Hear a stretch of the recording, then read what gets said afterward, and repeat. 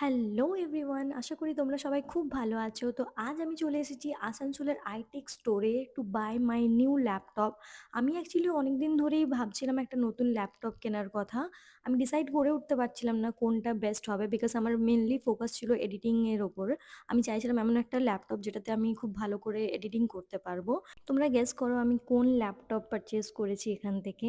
এখানের যারা staff member ছিল তারা খুবই হেল্পফুল ছিল। অ্যান্ড এখানে তোমরা দেখতে পাচ্ছ আমি আনবক্স করছিলাম, অ্যান্ড গেস করেই ফেলেছো আশা করি এতক্ষণে যে আমি কি পারচেস করেছি। তো এটা ছিল আমার নতুন ম্যাকবুক M4। এটা ছিল স্কাই ব্লু কালারের। আমার খুবই ভালো লেগেছিল কালারটা, বিকজ এটা অনলি M4ই অ্যাভেলেবেল, এই কালার অপশনটা। I just loved everything about this laptop. So এখানে আমি সেট করছিলাম অ্যাকচুয়ালি পাসওয়ার্ড অ্যান্ড এভরিথিং।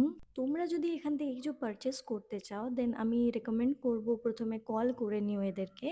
তো এখান থেকে আমি চলে গেছিলাম আসানসোলের ওয়ান বাইট, যেটা ঠিক এটার অপোজিটেই ছিল। I order their red sauce pasta, chicken steam momos and veg pizza. Once I had my lunch I headed towards my home. Thank you for watching, bye by.